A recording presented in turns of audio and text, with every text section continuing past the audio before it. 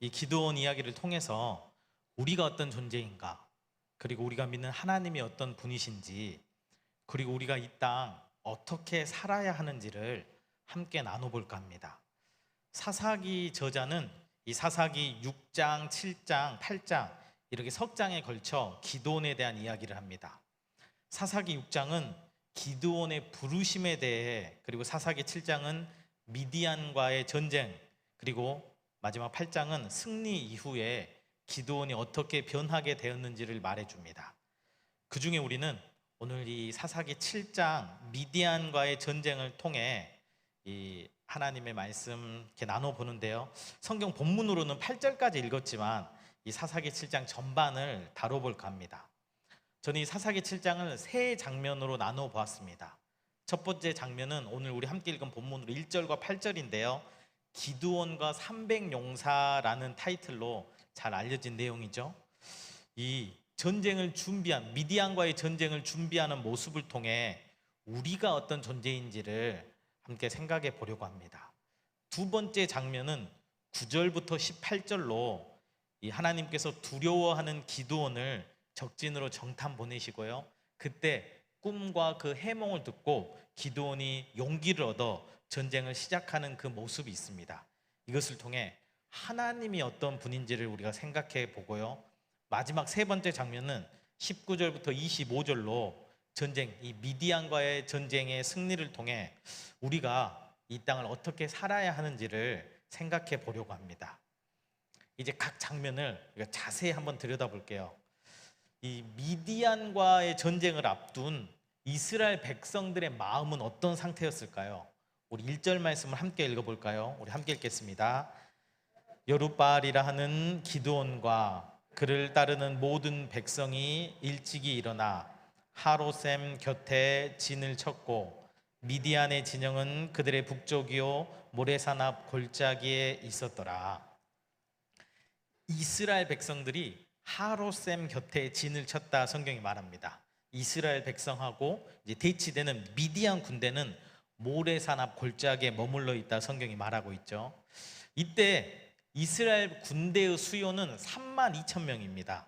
그리고 이를 상대하는 대적 미디안의 군대는 13만 5천으로 알려져 있습니다. 이 미디안 군대는 숫자가 이스라엘 군대보다 훨씬 많죠. 14만 5천. 숫자만 많을 뿐만 아니라 당시에 평지나 산지나 모래밭에서 좋은 기동력을 가지고 있는 낙타들의 수요도 많았다 이야기 되어지고요. 그리고 오랜 이 전투 경험을 가진 베테랑 군대인 것 같습니다. 이 미디안과의 전쟁을 앞둔 이스라엘 백성들의 마음을 그들이 머물고 있는 곳의 이름을 통해 엿볼 수가 있습니다. 이스라엘 백성들이 지금 어디에 진쳤다라고 말씀드렸죠? 성경이 뭐라고 얘기하고 있죠? 하로셈이라고 얘기하고 있죠. 여기서 하롯의 뜻은, 하롯의 이 히브리어 뜻은 두렵다, 떨리다라는 것과 관련돼 있습니다.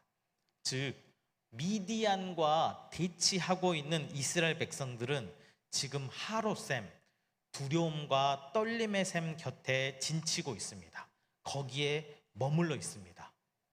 원래 이 셈은 이름이 없는 작은 셈이거나 또는 잘 알려지지 않은 다른 이름을 지녔을 수 있습니다. 미디안과의 전쟁이 있고 난 후에 이 이스라엘 백성들의 두렵고 떨리는 마음을 보여주는 상징적인 이름으로 아마 그 셈에 하롯셈이라는 이름이 붙여진 것 같습니다. 여기서 우리가 초점을 맞춰야 되는 것은 지금 이스라엘 백성들이 두렵고 떨린 상태라는 것이에요. 물론 전쟁을 앞두고 있으니 두렵고 떨리는 것은 자연스러운 반응입니다.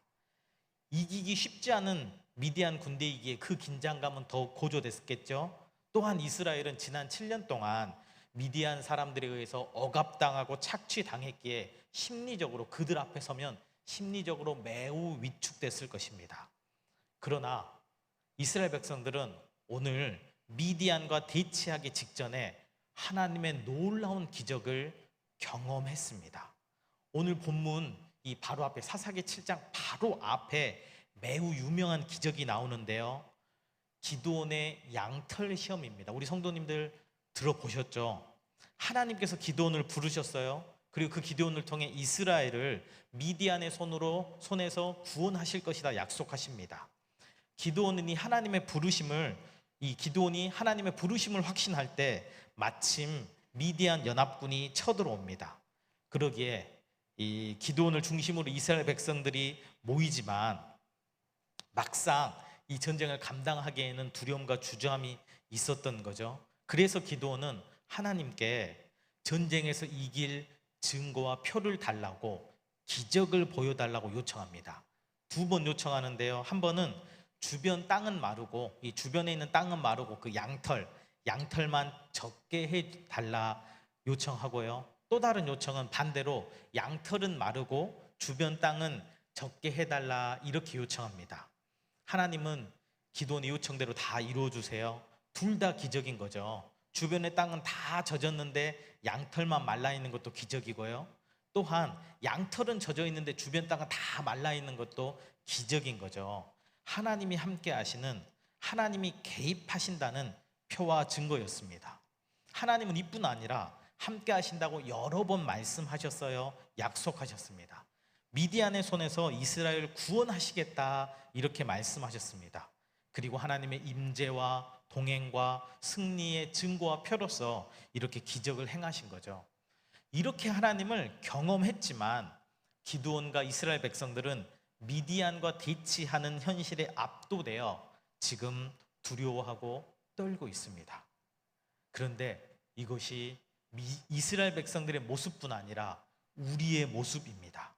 구약의 하나님 백성이 미디안이라는 현실에 압도되어 하롯셈이라는 두려움과 떨림의 셈에 머물러 있는 것처럼 신약의 하나님 백성인 우리도 이 땅의 현실에 압도되어 불안과 염려와 두려움 가운데 살고 있다는 거죠. 기드온과 이스라엘 백성들에게 하나님께서 하셨던 것처럼 우리에게도, 우리의 삶에도 하나님 거듭 말씀하십니다. 예배를 통해, 그리고 개인적으로 성경 읽는 것을 통해, 기도를 통해 말씀하십니다.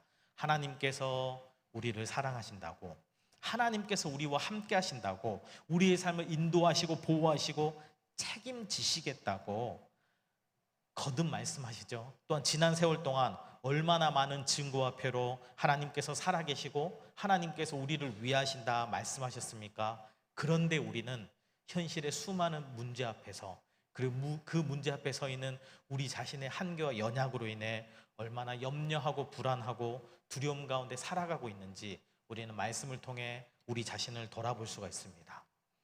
이런 하나님의 백성에게 하나님께서 도전하십니다. 이해할 수 없는 명령을 하십니다.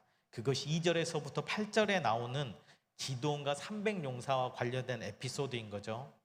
지금 상황 어떤 상황이죠? 이스라엘 군대와 미디안 군대가 대치하고 있습니다. 이스라엘은 32,000명이에요. 미디안은 13만 5천입니다. 미디안의 군대가 더 많고 강한 상황에서 이스라엘 백성들은 두려워하고 떨고 있습니다. 이때 하나님께서는 이스라엘 백성의 군사의 수를 줄이라고 명령하십니다. 적의, 이 미디안 군대에 비해 더 적은 숫자인데도, 적보다 더 약한데도 하나님께서는 더 줄이라고 하십니다. 그래도 그 첫 번째 명령은 이해할 수가 있습니다. 우리 3절 말씀 우리 함께 읽어보겠습니다. 함께 읽겠습니다. 이제 너는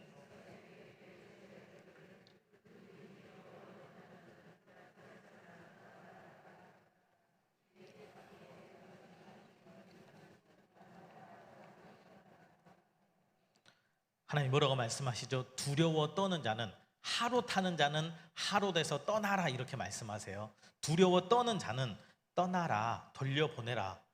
두려움과 공포는 전염성이 있기에 오히려 두려워서 떠는 자들을 돌려보내는 것을 통해 군대를 정예화하고 일사불란하게 전쟁을 감당할 수 있게 하는 매우 합리적인, 받아들일 만한 내용을 하나님께서 명령하셨습니다. 그 결과로 32,000명의 군사수가 10,000명으로 줄어들었죠. 그렇지만 정예부대 10,000명입니다. 이제는 정예부대 10,000명과 미디안 군대 13만 5천의 싸움인 거죠. 쉽지 않지만 그래도 해볼 만한 것처럼 생각됩니다. 그런데 두 번째 명령은 도무지 이해할 수 없는, 받아들일 수 없는 명령이었습니다. 하나님께서 물을 먹는 방식을 통해 사람들을 분류하겠다고 하십니다. 기드온과 함께 이 미디안 전쟁에 참여할 300명의 군사가 뽑히는 과정인데요. 이와 관련해서 학자들의 여러 견해들이 있습니다. 두 극단적인 견해만 소개해 보면, 어떤 학자는 이 300명의 군사를 대단히 신중하고 탁월한 자질을 가진 용사라고 생각합니다.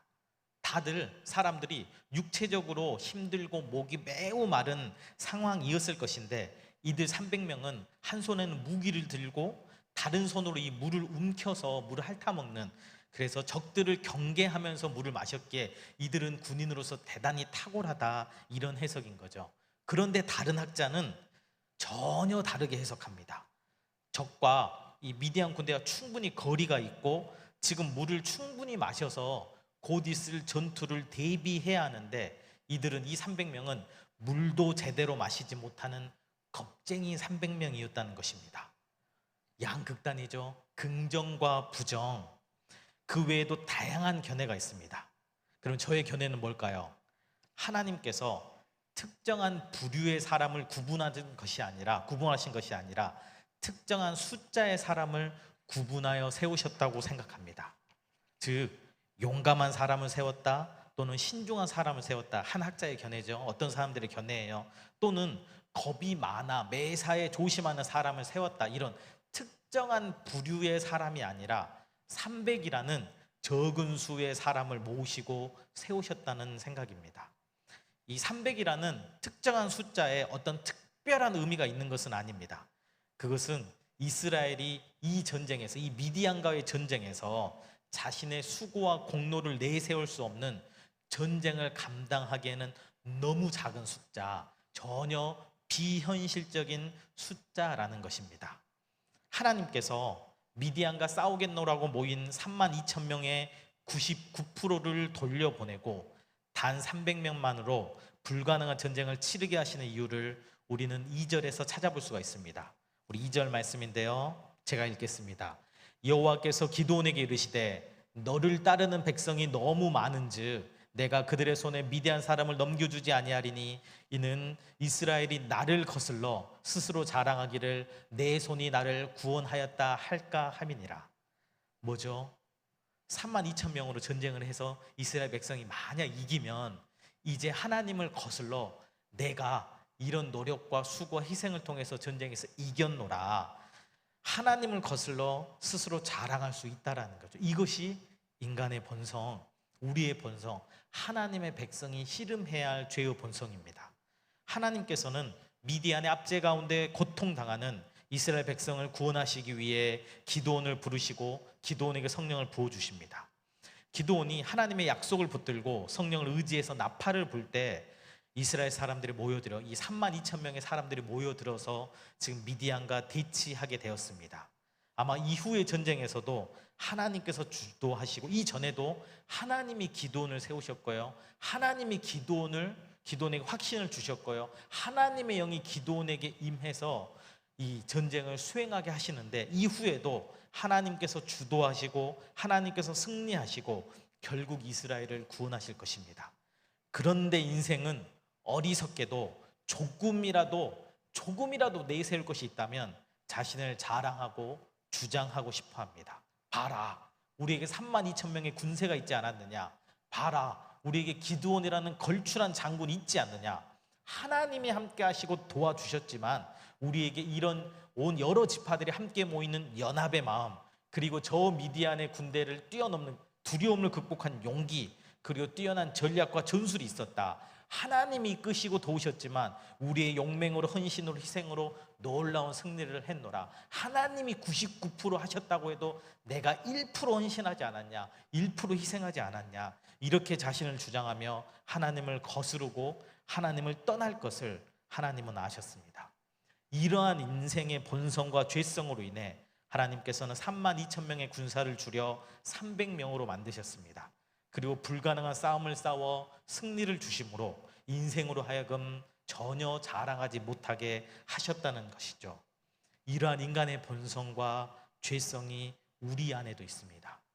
하나님처럼 되고자 하는 마음, 우리 자신이 판단자가 되고 우리 자신이 주체가 돼서 우리를 높이고 자랑하고자 하는 마음이 우리 안에 있습니다. 제 안에 있습니다.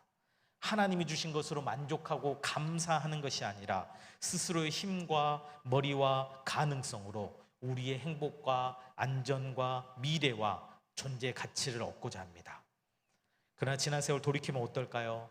우리가 아무리 노력해도 이전보다 높은 지위에 오르고 이전보다 많은 영향력을 갖고 이전보다 부유해지고 이전보다 건강해져도 우리는 어떤가요? 참된 만족과 안전과 행복에 이르지 못했습니다. 우리에게 진정한 참된 만족, 참된 행복, 참된 가치는 우리가 노력해서 얻을 것이 아니고 하나님께서 우리에게 주셔야 합니다. 이를 위해 하나님께서는 이스라엘 군대의 수요를 300으로 줄여 전적으로 하나님을 의지하도록 하셨죠. 우리 성도님들의 삶에는 300으로 줄어드는 일이 없었으면 합니다. 그런데 제 삶을 돌이켜 봤을 때 300으로 줄어들지 않으면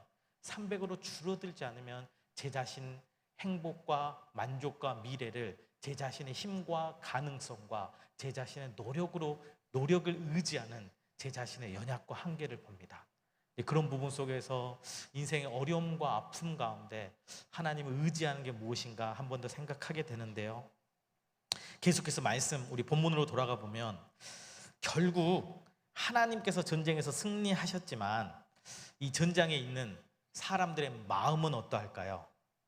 우리 인생의 결국 어떠하죠? 우리 성도님들의 저의 인생의 결국 하나님이 주신 생명과 기쁨 그리고 천국으로 꽉 차 있겠지만 지금 이 땅을 살아가는 결국 우리의 결국은 어떤가요? 참된 기쁨, 참된 만족, 정말 그분과 영원히 함께하는 삶이 우리에게 기다리고 있지만 지금 이 땅을 살아가는 삶의 현실은 어떠합니까? 그것이 전쟁을 시작하는 기도원의 마음일 것입니다. 이제 9절에서부터 18절의 내용인데요. 우리 9절 말씀 함께 읽어보겠습니다. 함께 읽겠습니다. 그 밤에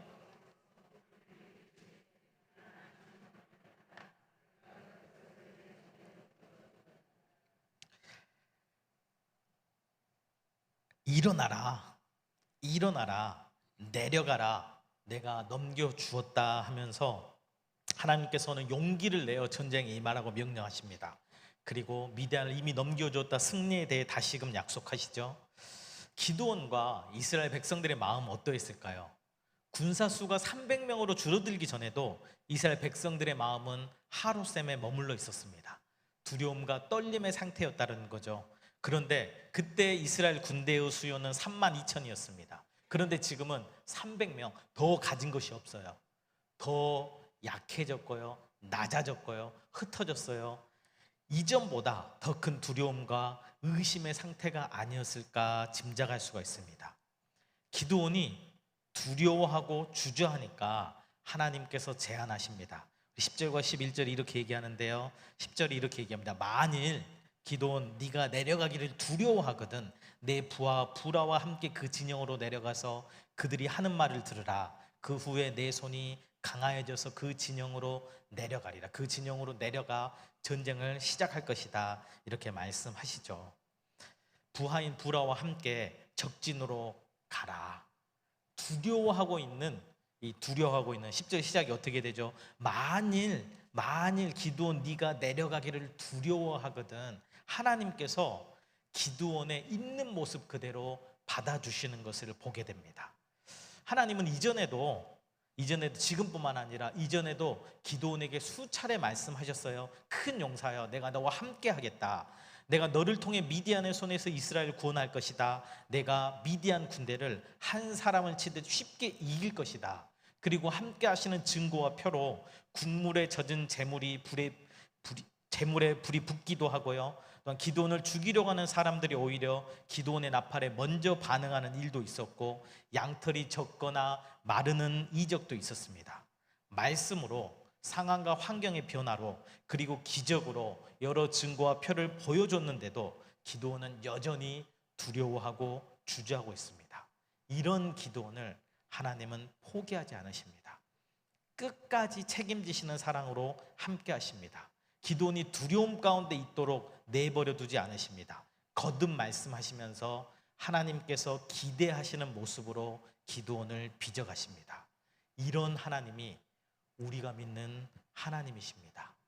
우리를 하나님의 아들과 하나님의 딸로 불러주시고 존귀하다, 영광스럽다고 하시면서 참된 자유와 생명을 우리에게 먼저 주시고, 또한 우리로 인해 우리 주변의 사람들에게 하나님의 은혜와 사랑을 함께 나누기를 하나님께서 원하시고 기대하십니다. 그런데 우리는 자꾸 우리 자신의 왜소함, 우리 자신의 한계와 연약함, 그리고 현실의 거대한 벽 앞에 좌절합니다. 주저앉아 있습니다. 그리고 알 수 없는 미래로 불안해합니다. 이런 우리를 하나님께서 아시고 우리 있는 모습 그대로 두려워하고 불안하고, 때로 하나님에게 불평하고 원망하고 상해 있고 지쳐 있는 이런 우리를 있는 모습 그대로 받아주시면서 결국 하나님의 열심이 우리를 하나님께서 기대하시는 모습으로 빚어가십니다.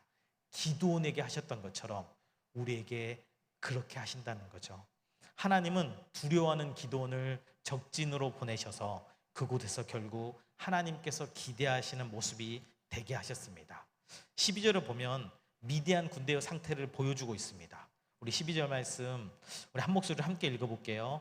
미디안과 아말렉과 동방의 모든 사람들이 골짜기에 누웠는데 메뚜기의 많은 수와 같고 그들의 낙타의 수가 많아 해변의 모래가 많음 같은지라. 미디안 군대의 상태를 보여주며 기드온이 두려워하고 주저하는 것이 참으로 현실적이라는 것, 타당한 반응이라는 것, 우리도 이 자리에 있다면 기드온처럼 두려워하고 주저할 수밖에 없다는 것을 우리로 보여주는 거죠. 그런데 그곳에서 기드온은 그 미디안의 적진에서 원수의 입을 통해서 하나님의 일을, 하나님의 승리를 듣게 하십니다.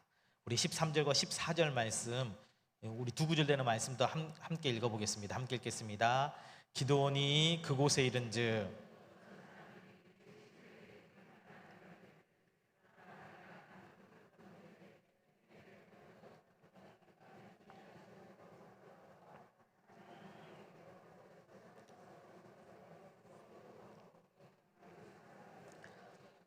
그의 친구가 대답하여 이르되 이는 다른 것이 아니라 이스라엘 사람 요아스의 아들 기드온의 칼이라.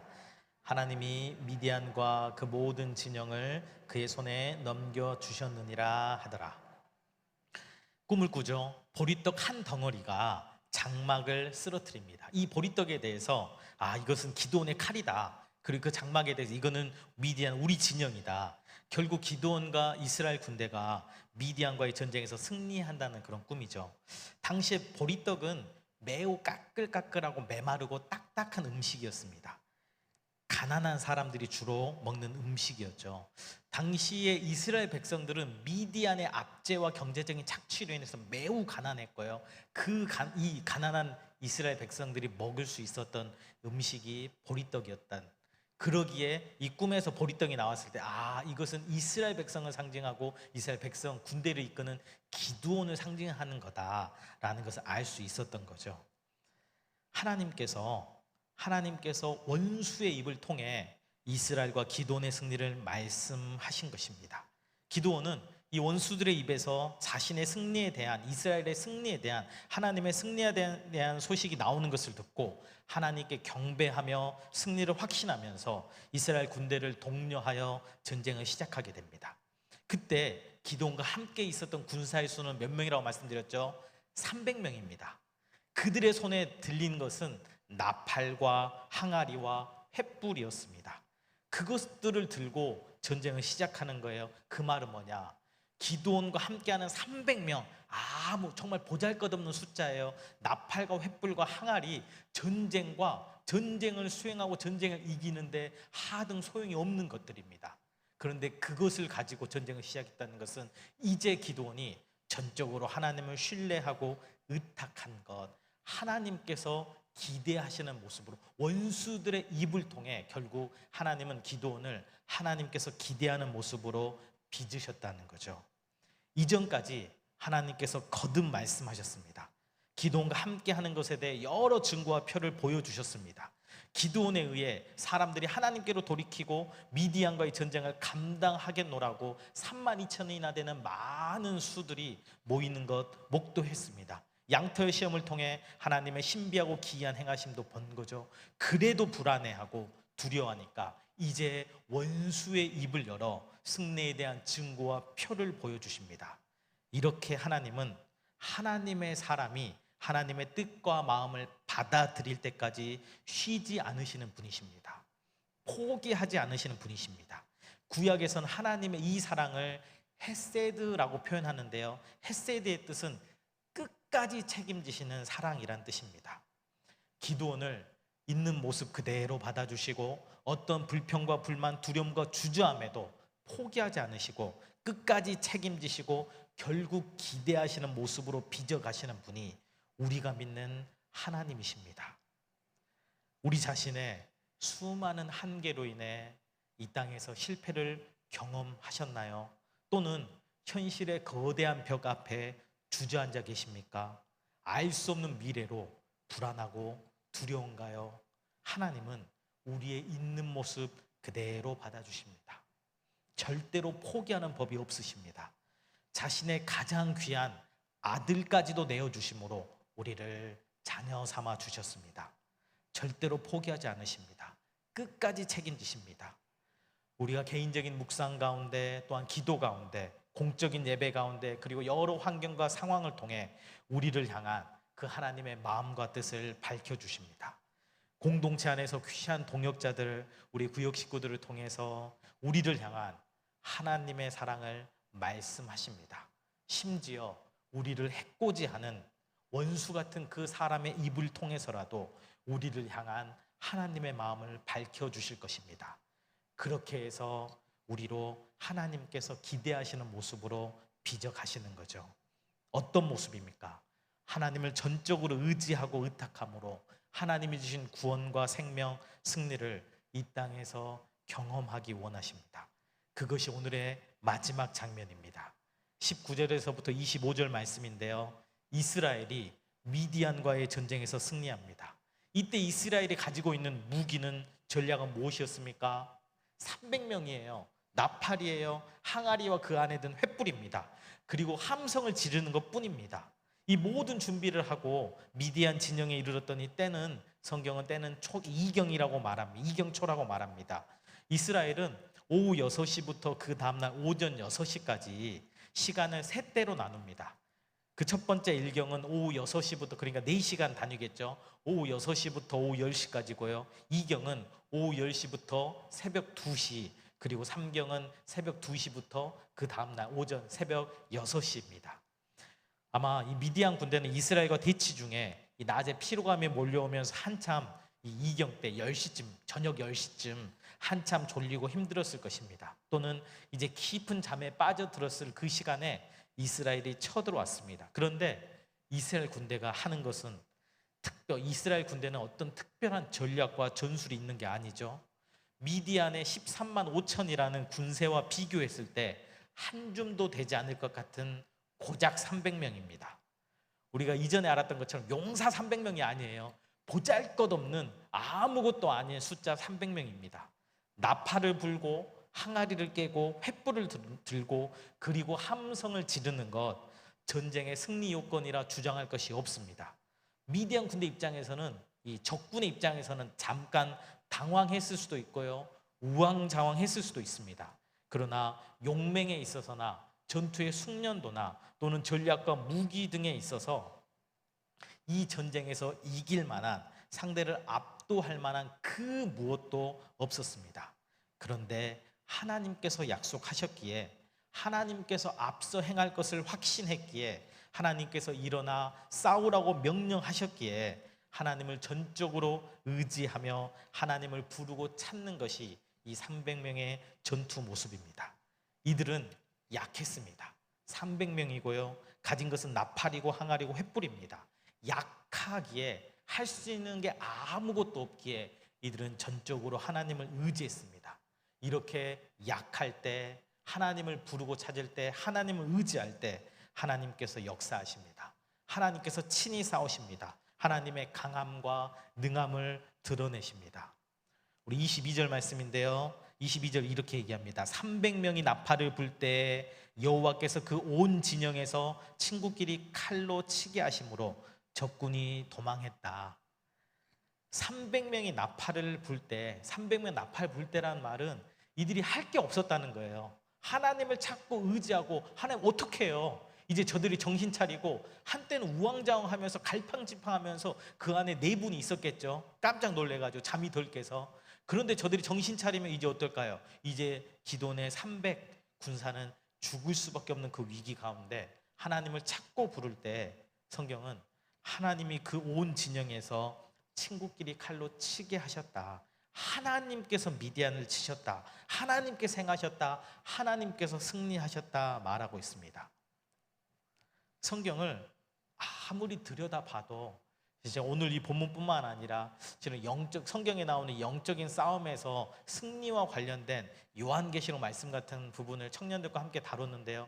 그 요한계시록 말씀을 막 눈을 씻고 찾아봤어요. 어떻게 해야 지금 이 시대를 살아간 청년들에게 이 땅에서, 이 땅의 현실에서 승리할 수 있을까? 그 승리의 비결을 안겨주기 위해. 그래서 우리 목사님 참 멋져요. 우리 목사님 말씀대로 했더니 승리했어. 이 얘기 한마디 한번 들어보고 싶어서 눈을 씻고 말씀을 찾아봤습니다. 어떨까요? 아무리 들여다봐도 우리가 이해할 수 있는, 납득할 수 있는, 활용할 수 있는 승리의 방법은 찾을 수가 없었습니다. 하나님께서 적들의 눈을 멀게 하셨는지, 갑작스러운 우박을 내리셨는지, 전염병이 돌게 하셨는지, 어떻게 이 지휘 체계가 무너지고 미디안 연합군이 서로를 대적하게 되었는지 알 수 없습니다. 분명한 것은 하나님을 전적으로 의지할 때, 하나님을 부르고 찾을 때 하나님께서 반드시 승리를 하나님 백성에게 주신다는 것입니다. 물론 여기에서 승리는 우리가 원하는 것을 우리가 원하는 때, 우리가 원하는 방식으로 이루는 그 성취가 아닙니다. 여러분의 삶에 여러분이 원할 때, 여러분이 원하는 그 일이 여러분이 원하는 방식대로 이루어진다면, 우리는 어느 순간에 우리가 사사기 7장 1절과 2절에서 살펴봤던 것처럼 어느 순간에 하나님을 거슬러 우리를 주장하고 자랑하는 죄를 범하게 될런지 모릅니다. 아니, 반드시 범하게 됩니다. 우리가 원하는 때, 우리가 원하는 그 일이 원하는 방식대로 이루어졌을 때 우리는 하나님을 거스르는 죄인이라는 거예요. 그러기에 우리 성도님들의 인생에 정말 그러했으면 좋겠어요. 간절히 원한 그 일이 우리 성도님들의 삶 가운데 반드시 이루어졌으면 좋겠어요. 그러나 그러할 때 우리 더 영적으로 깨어 있어야 된다는 거죠. 성경이 말하는 승리는 관계의 회복이 아닐까 생각해 봅니다. 하나님과의 관계의 회복, 그리고 내 자신과의 관계의 회복, 그리고 다른 사람과의 관계의 회복. 왜냐하면 죄로 말미암아 관계가 다 깨어졌잖아요. 하나님과의 관계가, 내 자신과의 관계가, 그리고 타인과의 관계가 다 깨어졌기에 이렇게 하나님을 의지하고 하나님 부르고 찾을 때 하나님 주신 승리는 이러한 관계의 회복이 핵심이 아닐까 생각해 봅니다. 죄로 깨어진 그 관계들이 하나하나 회복되면서 하나님과, 그리고 내 자신과 타인과 바른 관계를 맺게 되는 것, 하나님을 더 사랑하고 누리고 하나님을 경험하는 것이 성경이 우리에게 약속하는 그 승리인 것 같습니다. 이러한 승리는 우리가 약할 때, 우리가 우리의 약함을 인정하며, 이스라엘 백성들은 정말 약할 대로 몰아가셨잖아요. 300명만 남기셨고요. 겨우 손에 들고 있는 건 나팔과 항아리와 횃불이었어요. 할 수 있는 건 함성, 항아리를 깨고 나팔을 불고 함성을 부르는 그것밖에였어요. 우리가 우리의 약함을 인정하며 하나님을 부르고 하나님을 찾고 의지할 때 하나님 분명히 이 승리를 하나님과의, 그리고 우리 자신과의 수많은 사람과의 관계의 회복을 우리에게 주실 것입니다. 말씀을 정리하겠습니다. 우리는 참으로 연약합니다. 우리를 너무도 사랑하시고 우리로 이 땅을 살면서 하나님의 구원과 생명을 누리기 원하시는 그 하나님의 사랑과 하나님의 마음을 알면서도 하나님 분명 우리를 향한 넘치는 사랑을 가지고 계시잖아요. 그걸 알매도 현실의 거대한 벽 앞에, 미래의 불확실함 앞에 자주 넘어집니다. 불안하고 염려합니다. 자꾸 하루샘에 하나님이 살아계시는데, 하나님이 능하시는데, 하나님이 우리 위에 자기 아들까지도 내어주시는데 우리는 자꾸 하루샘 곁에 머물러 있고자 합니다. 그러면서 다른 사람들과 비교할 때 조금이라도 내세울 것이 있으면 자신을 주장하고 자랑하려고 합니다. 하나님은 이런 우리를 있는 모습 그대로 받아주시고 기다리시면서 거듭 말씀하십니다. 하나님을 의지하라고, 하나님을 부르라고, 하나님을 찾으라고 거듭거듭 우리를 부르십니다. 하나님은 우리를 포기하는 법이 없으십니다. 끝까지 책임지시는 이 하나님을 찾고 부를 때, 전적으로 하나님을 의탁할 때 하나님은 우리에게 승리를 주십니다. 세상에 알 수 없는, 세상에 줄 수 없는 놀라운 평안과 자유와 생명을 주십니다. 우리 자신을 의지하고 또한 주장하는 이전의 모습을 끊어내고 하나님을 부르고 찾음으로 하나님 주시는 승리를 경험하는 모든 성도님들 되시기를 소원합니다. 기도하겠습니다.